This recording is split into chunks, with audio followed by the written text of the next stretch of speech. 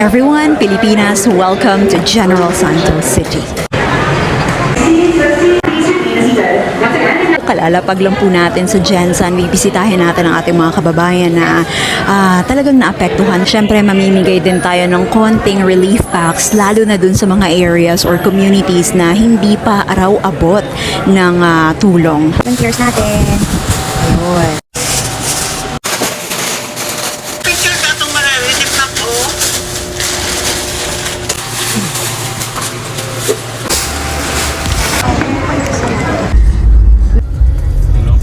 May tindigang balahibo namin man kayong mga bato, ma'am.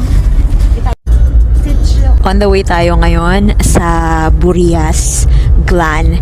Yun yung mayroong mga communities na hindi pa daw talaga naaabutan ng tulong. 300 relief packs para sa mga pamilya doon. 4 na purok yung hopefully matutulungan natin. Siyempre, ang role ko dito kasama ng mga masisipag nating volunteers ay talagang taga-paghatid lang. Gamit lang ang aming sipag at lakas ng buto.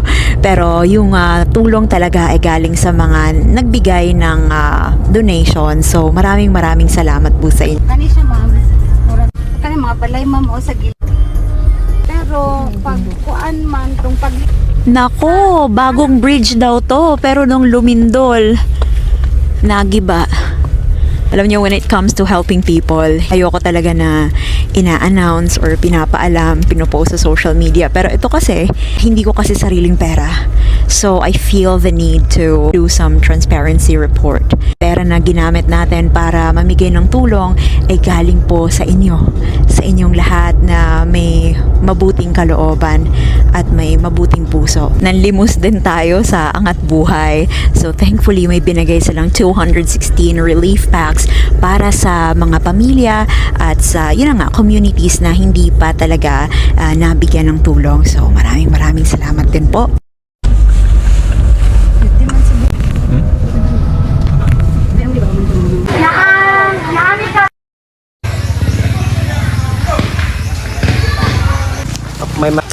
Mas malaki pa dyan, oh. Po ang bangka na nahati sa dalawa. Mas malaki din sa amin, oh. Tingnan mo, maraming mangrove. Mas maraming isda kasi doon yung yung mga landslide, ma'am, oh. Ngayon ay naglalakad tayo sa Burias Beach. Actually, etong tinatapakan natin ngayon ay supposedly dito na yung tubig kapag high tide. Pero as you can see, wala nang tubig. Umurong na siya. Dagat po, ma'am. Kapag umuurong yung dagat, at tapos magpapadala kami ng mensahe doon. May mga kilala kami, tapos may motor naman, at tapos walang signal. Na kaya yun, inuutos namin pa. From here, tanaw natin ang Balut Island. Ayan. Shukran! Sige po! Shukran! Ayan.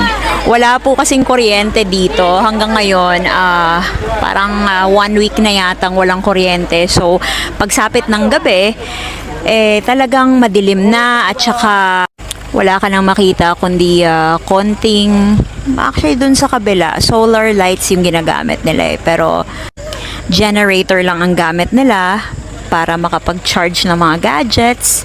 Hi! Nakasin niya! Hi! Hi! Oh! Ay!